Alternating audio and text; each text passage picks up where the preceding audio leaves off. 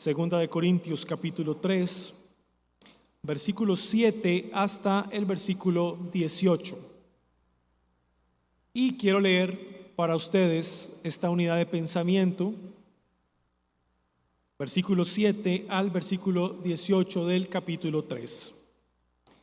Dice la palabra del Señor: y si el ministerio de muerte grabado con letras en piedras fue con gloria, tanto que los hijos de Israel no pudieron fijar la vista en el rostro de Moisés a causa de la gloria de su rostro, la cual había de perecer, ¿cómo no será más bien con gloria el ministerio del Espíritu? Porque si el ministerio de condenación fue con gloria, mucho más abundará en gloria el ministerio de justificación. Porque aún lo que fue glorioso no es glorioso en este respecto en comparación con la gloria más eminente. Porque si lo que perece tuvo gloria, mucho más glorioso será lo que permanece. Así que, teniendo tal esperanza, usamos de mucha franqueza, y no como Moisés, que ponía un velo sobre su rostro, para que los hijos de Israel no fijaran la vista en el fin de aquello que había de ser abolido. Pero el entendimiento de ellos se embotó, porque hasta el día de hoy, cuando leen el antiguo pacto, les queda el mismo velo no descubierto, el cual por Cristo es quitado.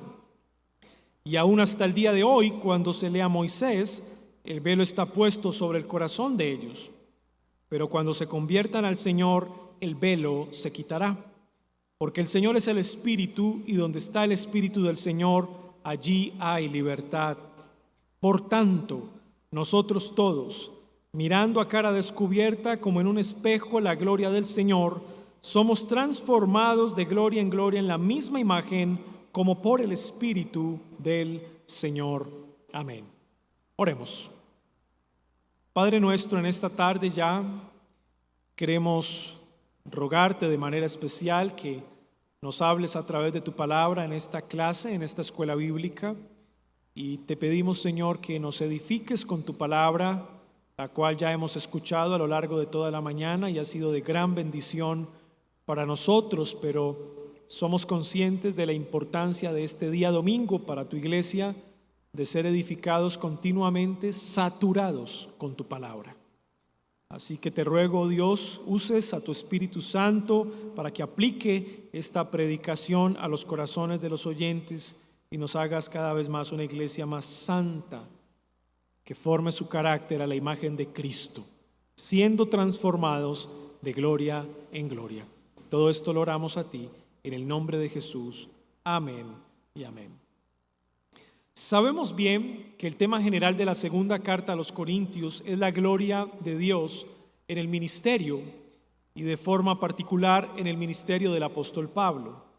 Ya se estudió en la predicación anterior cómo todos los que participan en la comunidad del nuevo pacto son ministros competentes del mismo, y que esa competencia no proviene de ellos mismos, sino que su competencia proviene de Dios.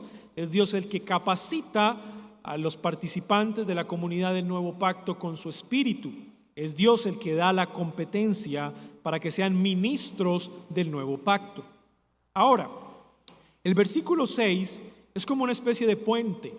Es una especie de puente que lo que hace es que viene argumentando respecto al ministerio del apóstol Pablo como ministro competente del nuevo pacto, y luego ese puente nos hace cruzar directamente al tema del nuevo pacto. Miren el versículo 6, el cual asimismo nos hizo ministros competentes de un nuevo pacto, y ahí viene el puente, no de la letra, sino del espíritu, porque la letra mata, mas el espíritu vivifica.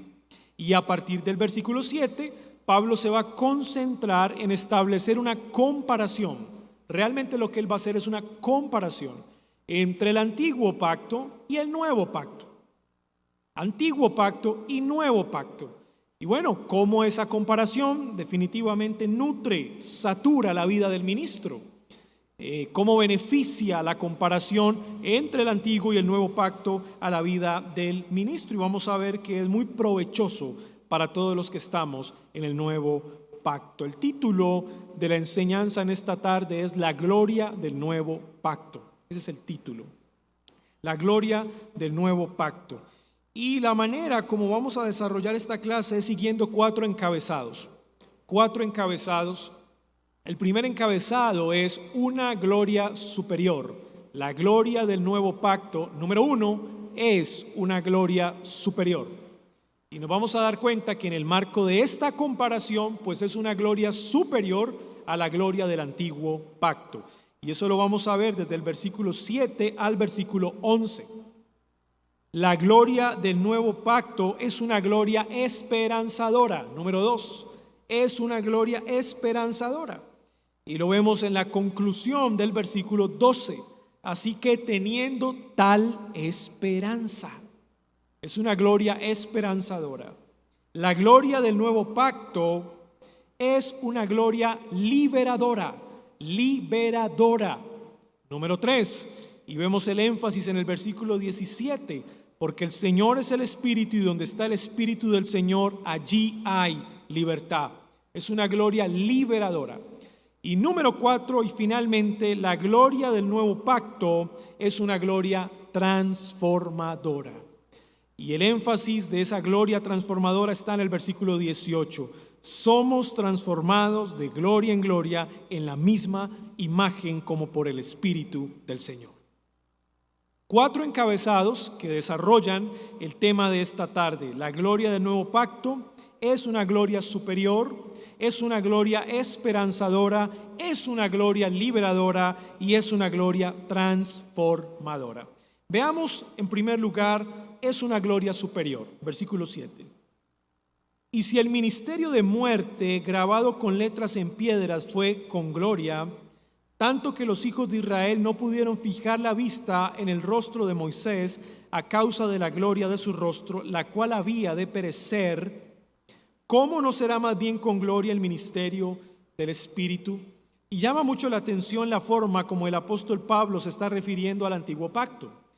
Le da un nombre al antiguo pacto, un nombre, y ese nombre es el ministerio de muerte. Esa expresión ministerio de muerte está haciendo referencia al antiguo pacto. O sea, es la forma como él describe el antiguo pacto. Un ministerio de muerte grabado con letras en piedras.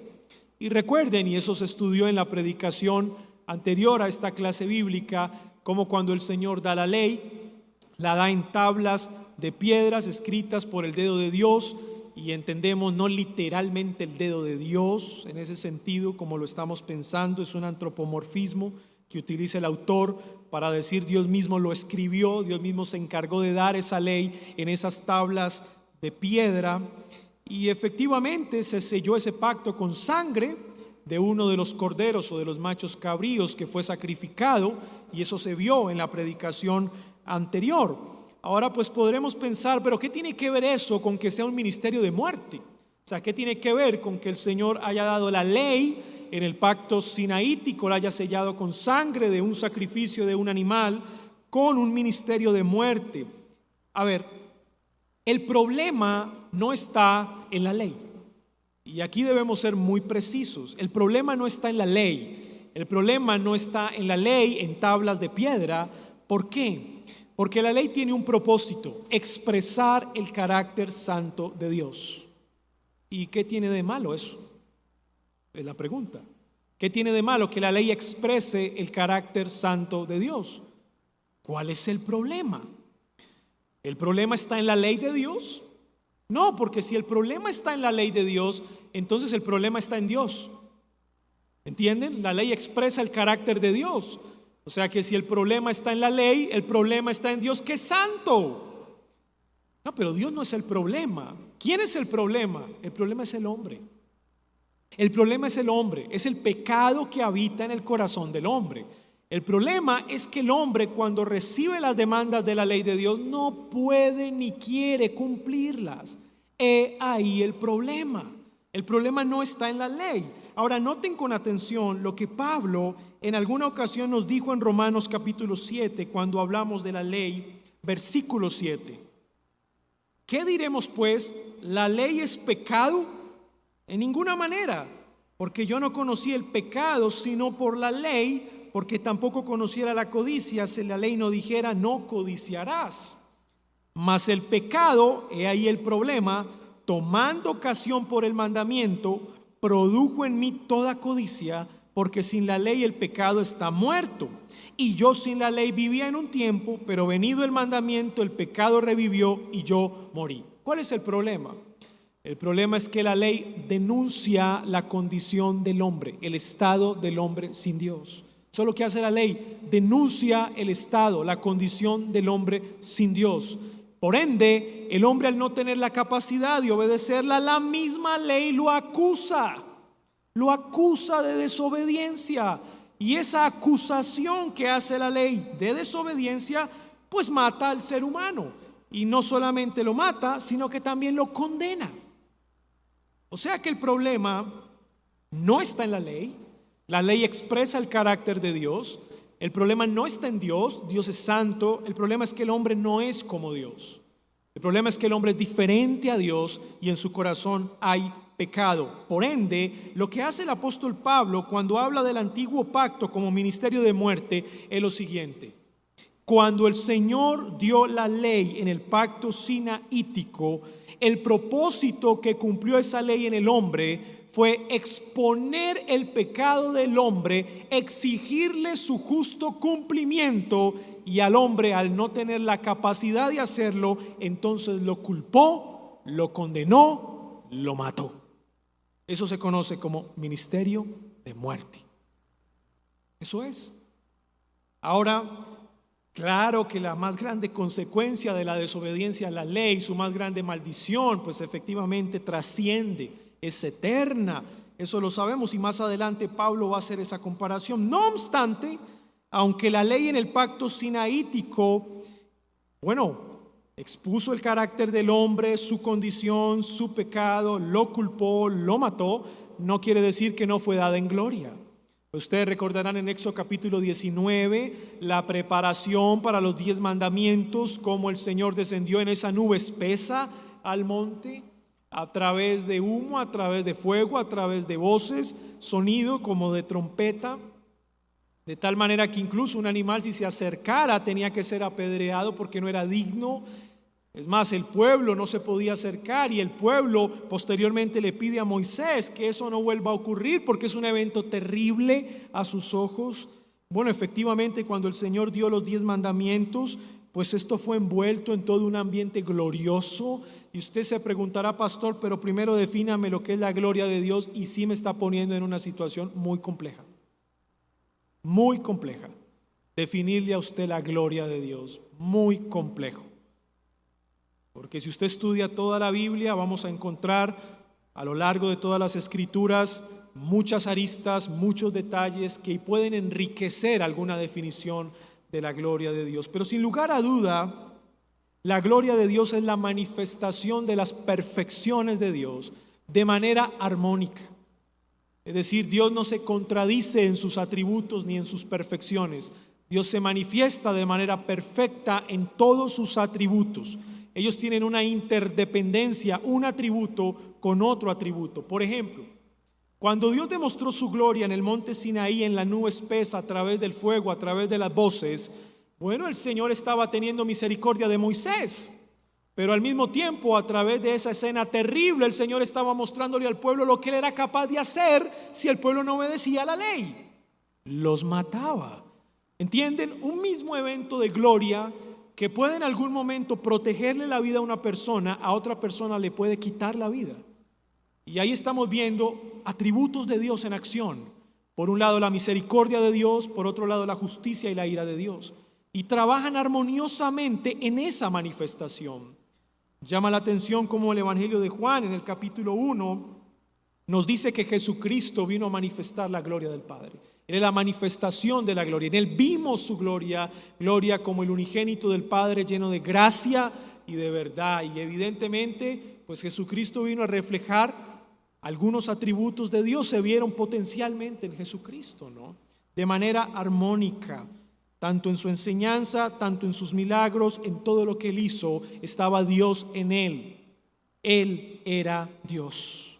Ahora, noten esto.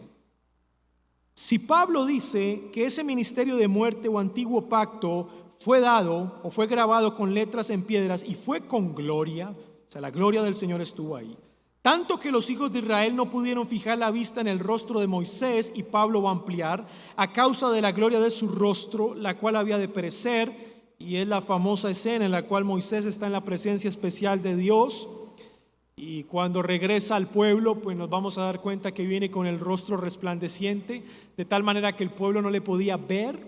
Y más adelante el pueblo le va a pedir que no los mire más, porque es incómodo mirarle el rostro. Sin embargo, cuando Moisés le hablaba al pueblo, se quitaba el velo para que el pueblo viera el rostro, su luz. Pero una vez la luz empezaba a desaparecer de su rostro, Moisés se ponía el velo y luego entraba a la presencia especial de Dios. ¿Qué significa eso? ¿Qué significa eso? O sea, ¿por qué Moisés no dejaba que el pueblo viera cómo la luz de su rostro iba desapareciendo? Bueno, y Pablo más adelante nos va a dar la razón al respecto. El caso es que hay muchas características, digamos, cualidades, aspectos de la gloria de Dios. Cuando el Señor dio los mandamientos a Moisés, el pueblo pudo ver esa gloria, pero dice Pablo, la cual había de perecer. Era una gloria pasajera, era una gloria temporal, tal cual como la luz en el rostro de Moisés tendía a desaparecer, asimismo la gloria del antiguo pacto tendía a desaparecer también. Bueno, era algo que el pueblo tenía que entender, el pueblo de Israel. Sin embargo, nos damos cuenta que el pueblo no entendió el mensaje, ¿no? Por las muchas cosas que ellos hicieron. Ahora lo que hace Pablo es comparar el ministerio de muerte del antiguo pacto, versículo 8, con el ministerio del Espíritu. Miren la pregunta: ¿cómo no será más bien con gloria el ministerio del Espíritu? Puede cambiar la palabra Espíritu por vida. La comparación es esta: el ministerio de muerte, el antiguo pacto; el ministerio de vida o el ministerio del Espíritu, el nuevo pacto.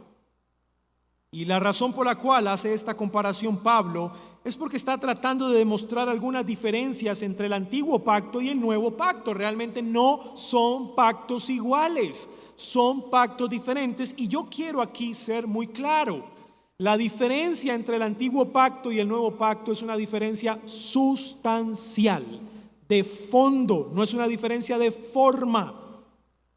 Y yo sé que los estudiosos del tema van a cambiar los términos, y a los que les gusta leer van a encontrar el término accidente, para hablar del cambio de forma de los pactos, cambios o accidentes.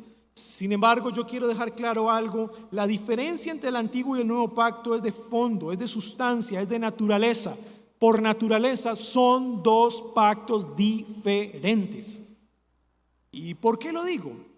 Bueno, hay algunos pasajes en las Escrituras que nos enseñan esta gran verdad.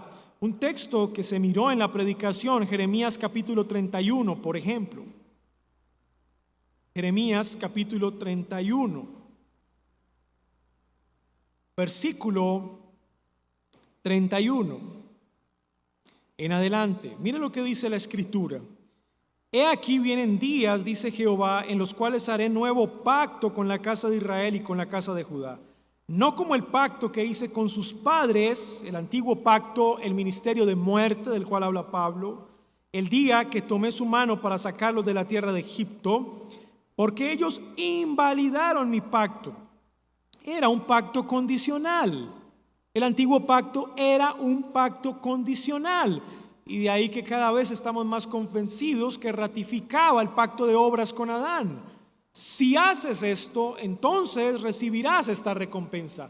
Por ende, si no lo haces, recibirás esta maldición. Es un pacto condicional. Puede ser invalidado. Ellos invalidaron mi pacto, aunque fui yo un marido para ellos, dice Jehová. Pero este es el pacto que haré con la casa de Israel, hablando del nuevo pacto. Después de aquellos días, dice Jehová, daré mi ley en su mente. Y la pregunta es: ¿quién pone la ley en la mente de los miembros del nuevo pacto? El Espíritu de Dios es el que hace eso. Y es por eso que Pablo en Corintios le llama el ministerio del Espíritu al nuevo pacto. Es el Espíritu de Dios el que pone la ley de Dios, ya no en tablas de piedra, sino en la mente del creyente, y la escribiré en su corazón. ¿Quién la escribe en el corazón? El Espíritu de Dios la escribe en el corazón. Y yo seré a ellos por Dios, y ellos me serán por pueblo. Y no enseñará más a ninguno a su prójimo, ni ninguno a su hermano, diciendo: conoce a Jehová, porque todos me conocerán. El Espíritu de Dios es el maestro.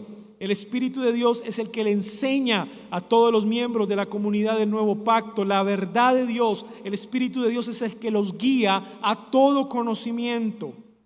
Desde el más pequeño de ellos hasta el más grande, dice Jehová, porque perdonaré la maldad de ellos y no me acordaré más de su pecado.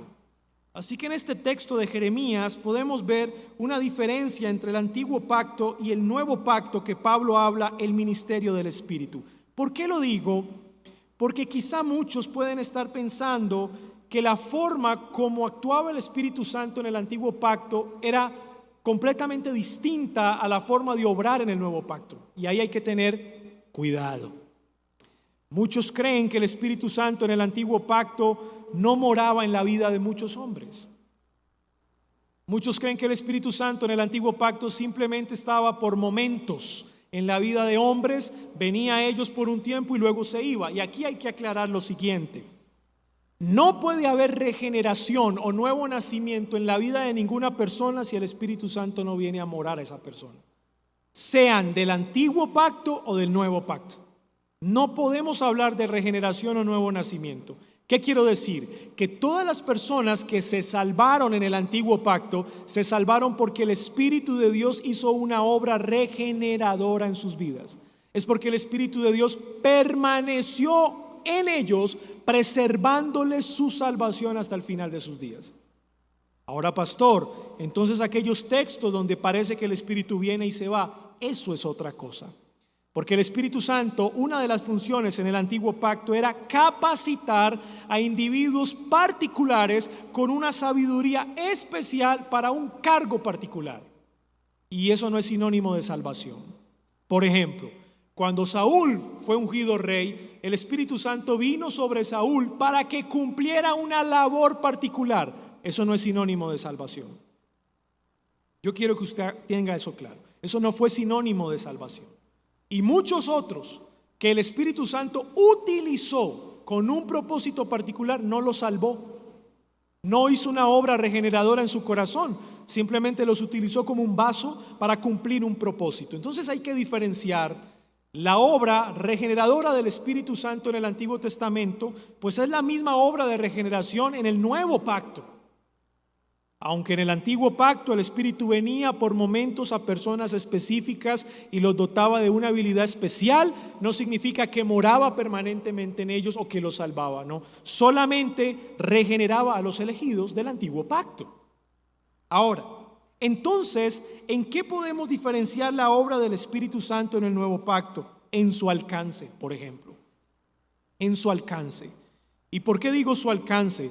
¿Recuerdan el Antiguo Pacto que se podía ver en el reino nacional de Israel? Las naciones venían a Israel para conocer el nombre de Jehová. ¿Qué va a pasar en Pentecostés? Va a pasar todo lo contrario. Al descender el Espíritu Santo en Pentecostés, va a capacitar a la iglesia para ir al mundo.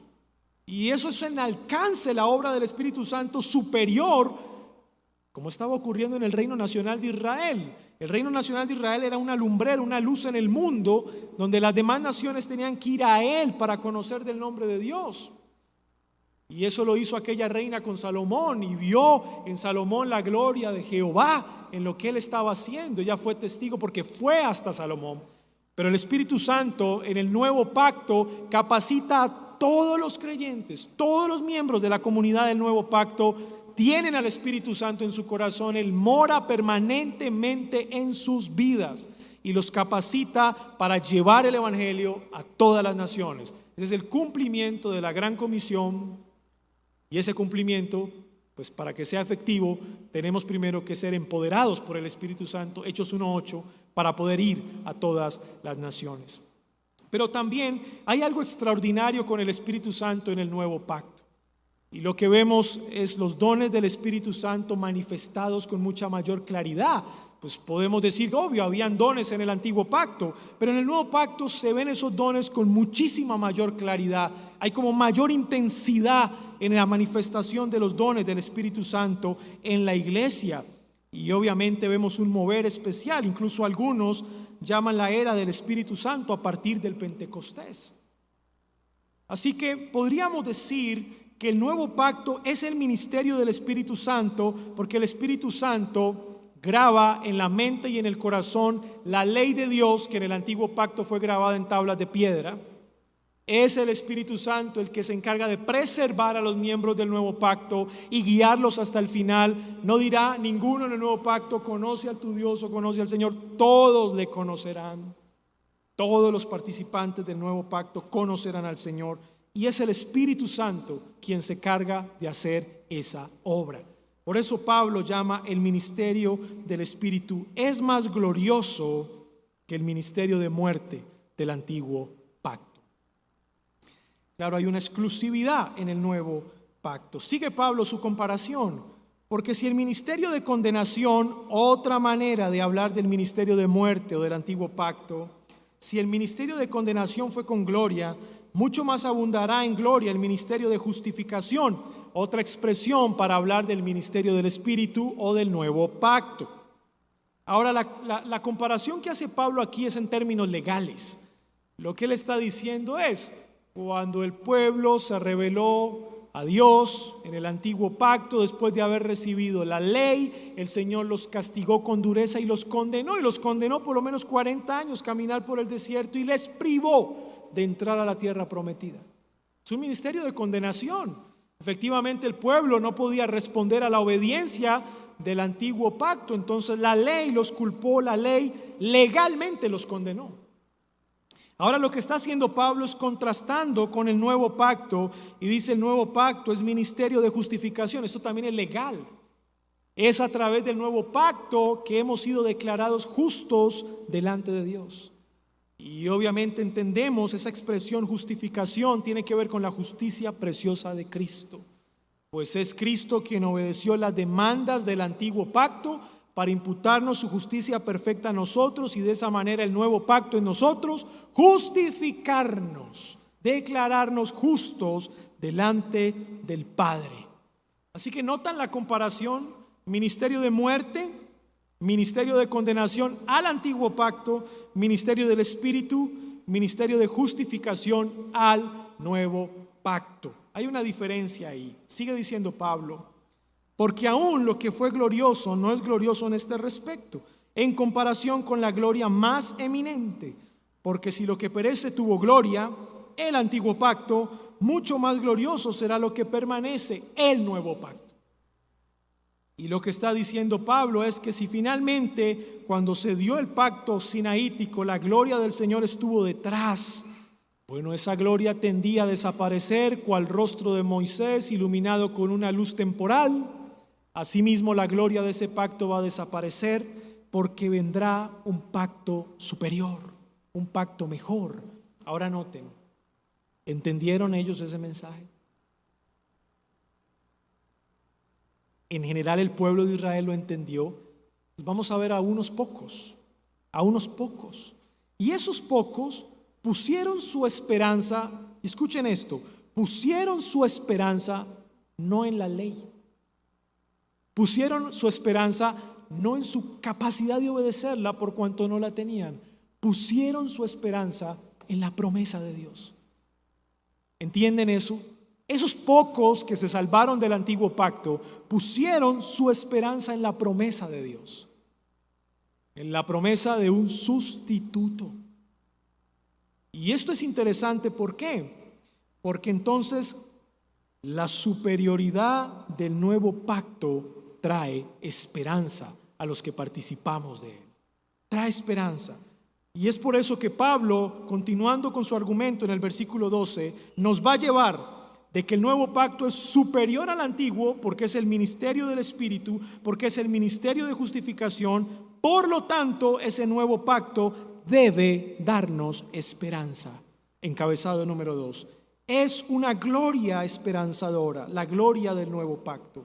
Dice Pablo, así que teniendo tal esperanza, la esperanza de la gloria del nuevo pacto, usamos de mucha franqueza. Noten esto, cuando el Señor dio la ley en el antiguo pacto, Bueno, los hombres no debían confiar en la ley en el sentido de que ellos tuviesen los méritos para obedecerla y así ganar las recompensas de Dios. Esa no era la idea, porque iban a fallar.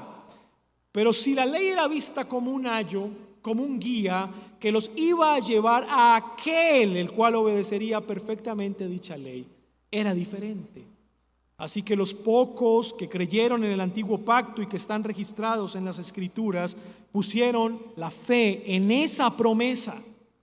Decidieron no confiar en sus propias obras o méritos, sino más bien creer en aquel que ha de venir, en el sustituto, en el que obedecería perfectamente las demandas. En otras palabras, su esperanza estaba puesta en el que vendría, no en sus propios méritos.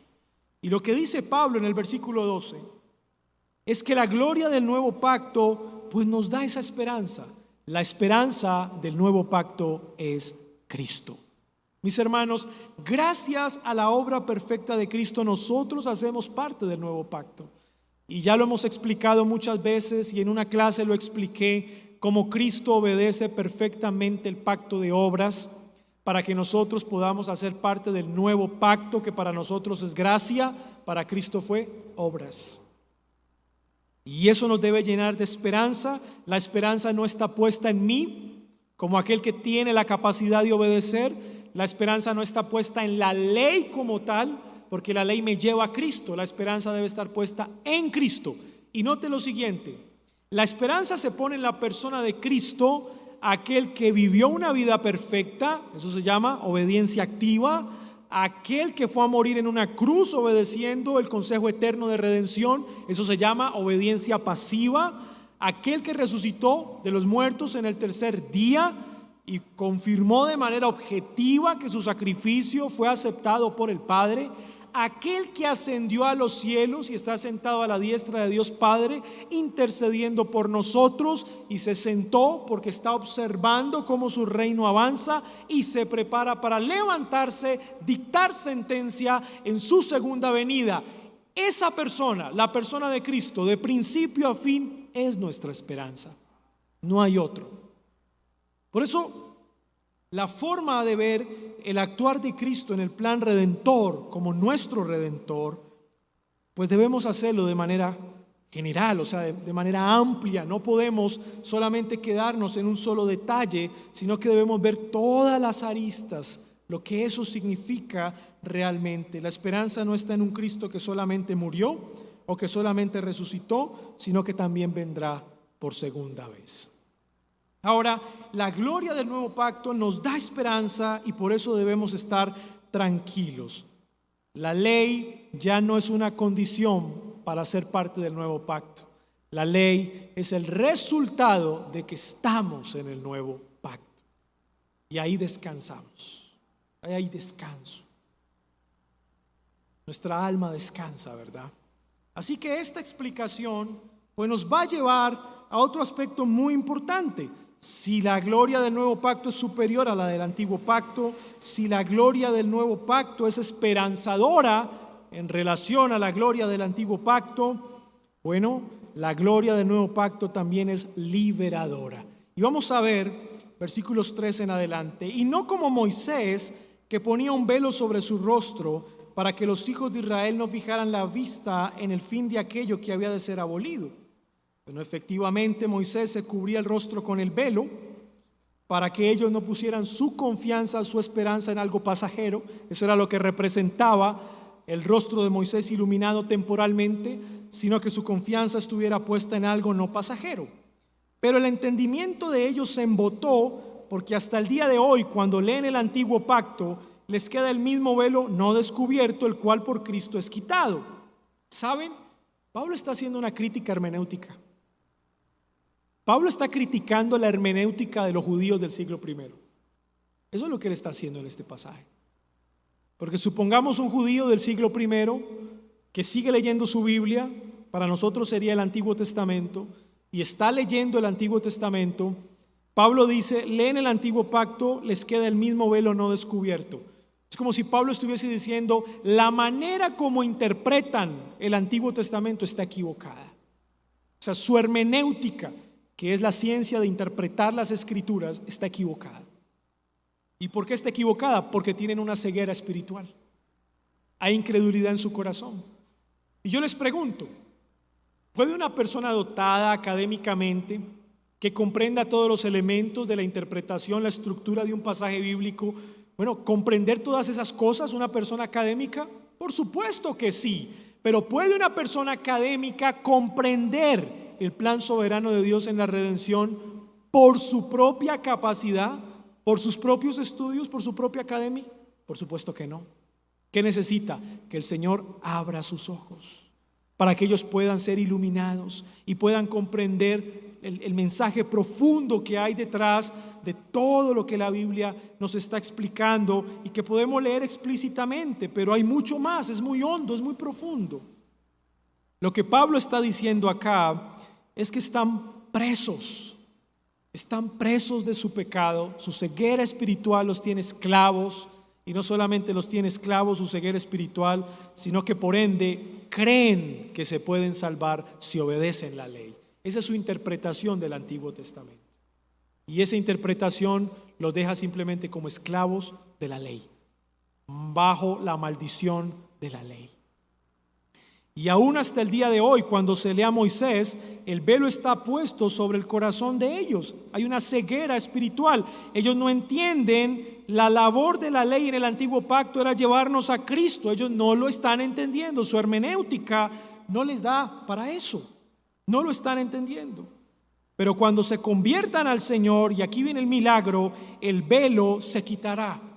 En otras palabras, cuando una persona conoce verdaderamente al Señor y el Espíritu Santo viene a morar en su vida, el Espíritu Santo le da la capacidad de comprender la verdad de la palabra de Dios, que no es meramente académica ni intelectual, es mucho más que eso. Solo el Espíritu Santo puede dar esa capacidad. Y es ahí cuando esa persona es libre. ¿Y es libre en qué sentido? Es libre porque entiende que ya no está sujeta a la ley como una condición.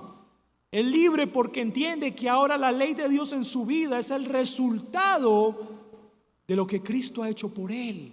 Ahora es libre del pecado, ahora es libre de esa interpretación, ahora es libre de la maldición de la ley. Porque el Señor es el Espíritu, y donde está el Espíritu del Señor, allí hay libertad. Sin dudas, lo que está haciendo Pablo es haciendo una crítica muy dura a aquellos judíos que todavía están en su lucha de tratar de entender el Antiguo Testamento y de tratar de encontrar ahí el camino de salvación. Y Pablo dice, todavía tienen el velo, ¿sí? Todavía hay ceguera espiritual, no pueden entender que una de las funciones de la ley no solo era expresar el carácter santo de Dios, sino servir como un ayo o una guía a Cristo. Y como no lo pueden entender, están presos de su interpretación, están presos en su pecado y ceguera espiritual, están presos bajo la maldición de la ley. Por lo tanto, cuando conocemos al Señor, el Señor nos hace libres de todas esas cosas. Y ¿saben una cosa, mis amados hermanos? Es ahí donde la gloria del nuevo pacto es liberadora. La gloria del nuevo pacto realmente es liberadora, realmente nos hace libres. Y nuevamente, una y otra vez estamos recordando cómo la gloria del nuevo pacto es superior a la gloria del antiguo pacto. Nos libera y nos transforma. Versículo 18. Una gloria transformadora.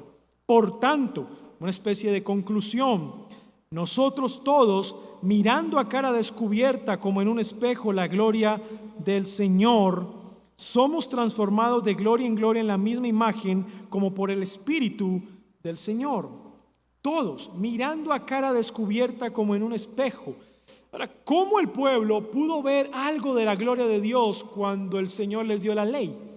Lo pudo ver en el rostro de Moisés. Y saben, cuando Moisés estaba en aquel lugar y efectivamente le pide al Señor, muéstrame tu gloria, y el Señor le dice, bueno, voy a mostrarte algo, pero no puedes ver mi rostro.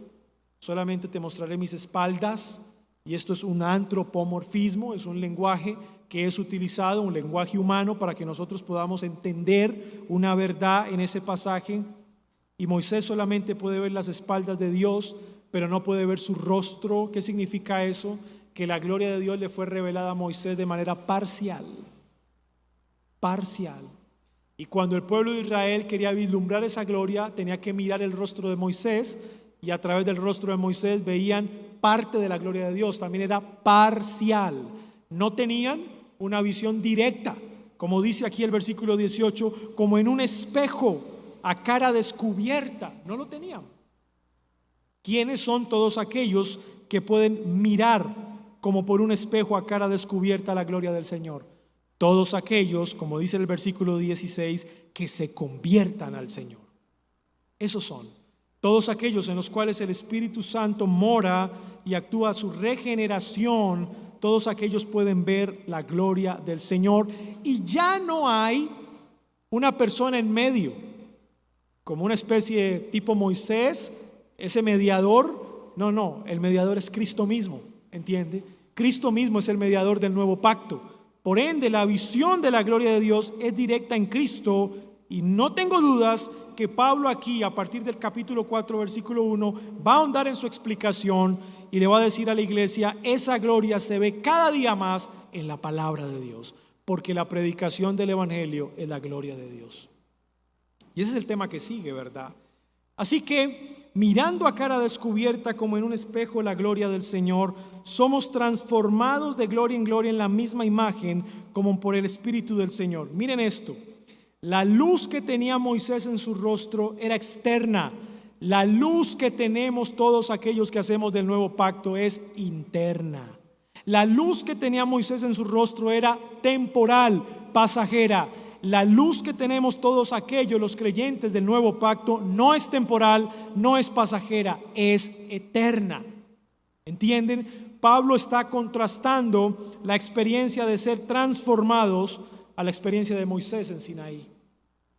Lo de Moisés en Sinaí simplemente fue un anticipo de lo que realmente ocurriría en el nuevo pacto con todos los creyentes. Seremos transformados de gloria en gloria, santificación, ¿notan? Como la gloria de Cristo, la gloria del nuevo pacto nos regenera, y como la gloria de Cristo nos acompaña en el proceso de santificación. Esa palabra transformados pues describe el proceso de santificación, y es de gloria en gloria en la misma imagen. ¿Y por qué es un proceso glorioso? Porque nos conforma a la imagen de Cristo. Por eso es un proceso glorioso, la santificación, como por el Espíritu del Señor. Y nuevamente el Espíritu de Dios está haciendo una obra maravillosa en nosotros. Por eso la gloria del nuevo pacto es la gloria del ministerio del Espíritu de Dios. Es una gloria transformadora. Ahora usted pensará, bueno, debemos agradecerle al Señor que nosotros hoy hagamos parte del nuevo pacto. Debemos agradecerle al Señor que seamos participantes de esta comunidad del nuevo pacto. ¿Y cuál sería la respuesta? Por supuesto que sí. Hay mucho que agradecerle al Señor, ¿verdad? Hay mucho que agradecerle al Señor. El nuevo pacto es superior, el nuevo pacto nos da esperanza, el nuevo pacto nos dio libertad, el nuevo pacto transforma, actualmente sigue transformando nuestras vidas. Profunda gratitud, mis amados hermanos, al Señor. Pero saben, también nos da esperanza. Nos da esperanza. ¿Y saben cuál es la esperanza que tenemos? Nosotros vamos a fallar y fallamos todo el tiempo, mis hermanos. Por eso el ideal monástico es mentira. El ideal monástico en los primeros siglos de la iglesia, aunque tuvo, digamos, sentimientos sinceros, propósito sincero, era equivocado. Era equivocado. Porque encerrarse en un claustro, pues no te protege del mal, el mal está en ti. Así que vamos a fallarle al Señor, vamos a desobedecer su palabra, pero tenemos la esperanza de que la obra de Cristo fue perfecta y nuestra salvación está segura. También, mis amados hermanos, creo que hay que prestarle atención a la hermenéutica. El texto no lo dice explícitamente, pero yo sé que Pablo está haciendo una crítica hermenéutica de cómo leemos el antiguo pacto. Hay que prestarle atención a la hermenéutica, y creo que a partir de este texto aprendemos a ser más cuidadosos. la forma como leemos el Antiguo Pacto, la forma como interpretamos el Antiguo Testamento debe ser a la luz del Nuevo Testamento. ¿Y por qué? Porque lo tenemos, que tenemos el Nuevo Testamento. Algunos llaman eso perspectiva novotestamentaria, la perspectiva del Antiguo Testamento. Siempre hacer una lectura, una interpretación a la luz del Nuevo Testamento. Y ahí nuestra hermenéutica puede ser mucho más precisa, puede ser mucho más clara. Y de ahí la importancia de predicar a Cristo en el Antiguo Testamento. Entonces, esa aplicación, esa enseñanza es importante. Y por último, mis hermanos, pues la santificación. Porque cualquiera que está aquí puede decir, pastor, pues tengo la esperanza del nuevo pacto de que mi salvación está segura a pesar de que peco. Pero eso estimula a los participantes de la comunidad del nuevo pacto a seguir pecando, pecando y pecando.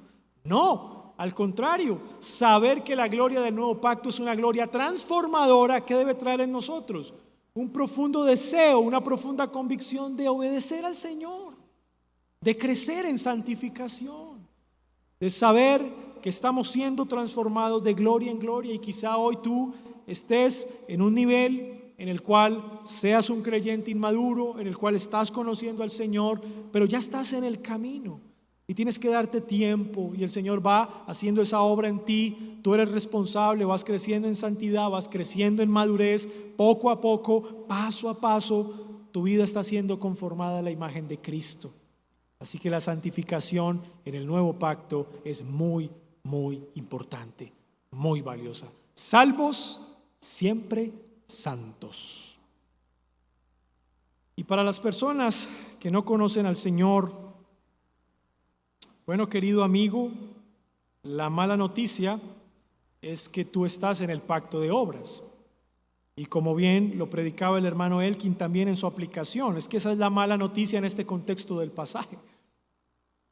Tú estás en el pacto de obras. El Señor puso unas condiciones que tú debes obedecer para poder ser salvo, pero el problema es que tú no tienes la capacidad de obedecer. Tú no puedes hacerlo. Así que oramos para que el Señor tenga misericordia de ti y puedas venir a Cristo en arrepentimiento y fe. Y en el nuevo pacto, Cristo por su Espíritu te dará la capacidad de obedecer su ley, ya no como condición o requisito, sino como resultado de que ahora estás en Él. Ven a Cristo, querido amigo, ven a Cristo, no hay otra salida, solo Cristo. Mis hermanos, oremos al Señor y reflexionemos en esto. De verdad hemos sido muy bendecidos por el Señor, muy bendecidos. Y para los que tienen sus niños en casa, una pregunta. Y es una pregunta de tarea. Una pregunta de tarea para los niños. Y quise hacer una porque creo que esta pregunta abarca muchas cosas.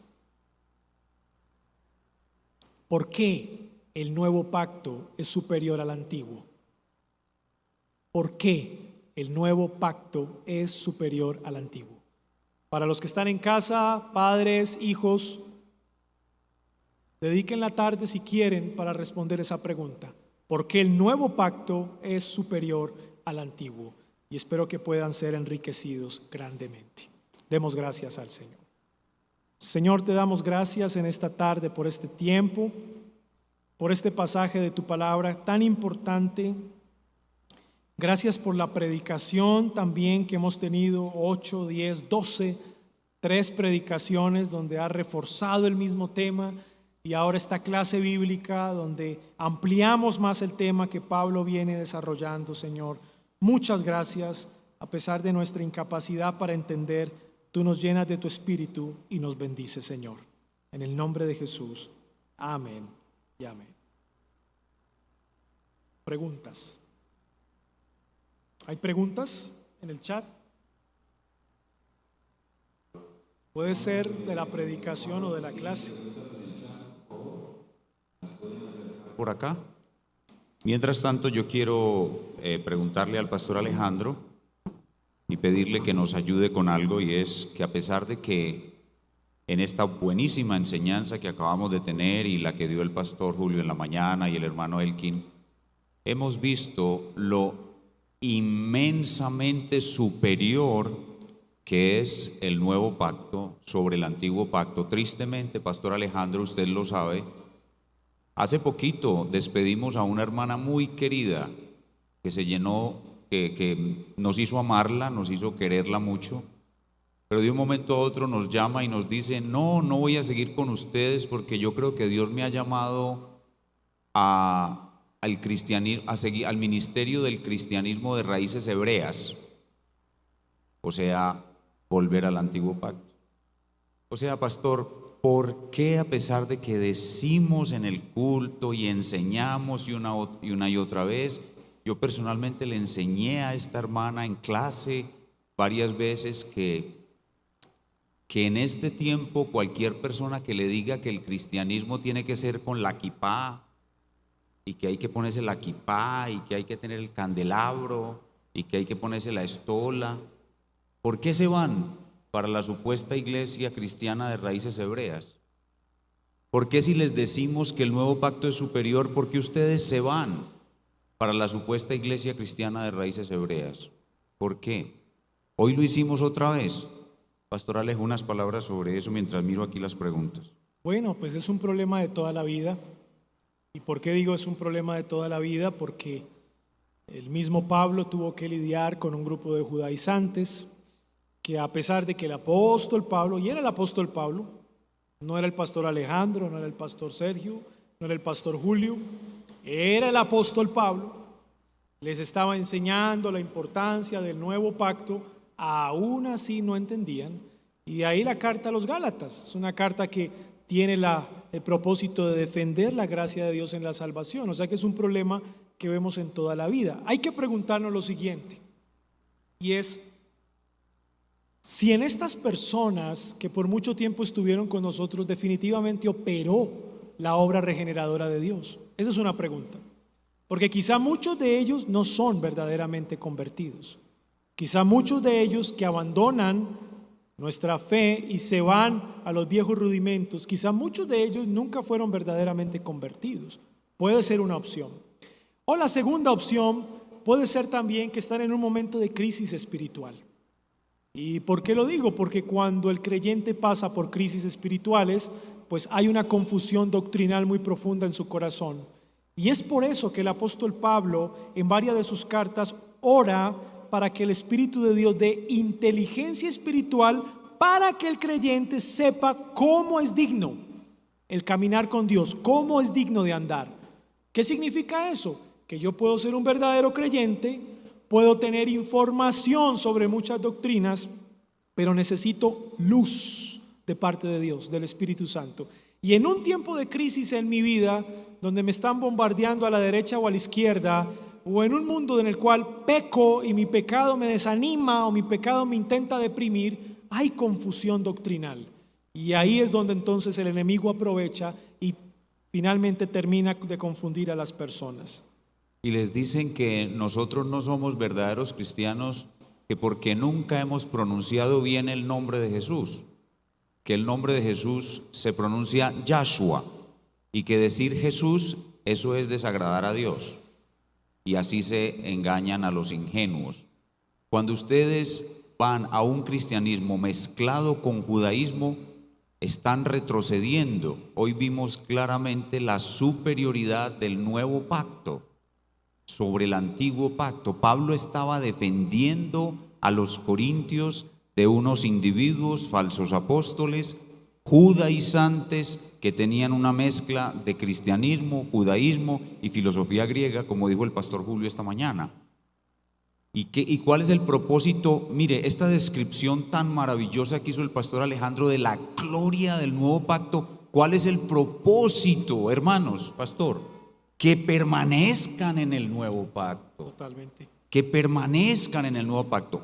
Otra hermana de esta iglesia, y lo que el pastor decía ahorita, cuando uno tiene confusión, los familiares juegan un papel muy importante en desviarnos. Otra hermana de otra iglesia, su propia hermana en la sangre, que también se estaba acercando al cristianismo, le dice que es que el día de adoración no es el domingo, que el día de adoración es el sábado y que no hay prueba alguna en la escritura de que el día sea cambiado de sábado a domingo. Es más, que como el cuarto mandamiento está en la ley de Dios y la ley es inmutable, tiene que seguir siendo el séptimo hasta el final, y se fue de aquí después de haber conocido bien la gloria del nuevo pacto, porque la convencieron de que el día de adoración nunca fue cambiado, y así se la arrastrada los judaizantes del siglo XXI. ¿Ha sido cambiado el día de sábado a domingo? Por supuesto. Efectivamente, el día domingo. ¿Y por qué nosotros hacemos énfasis de que el día domingo es el día del Señor y celebramos la cena del Señor?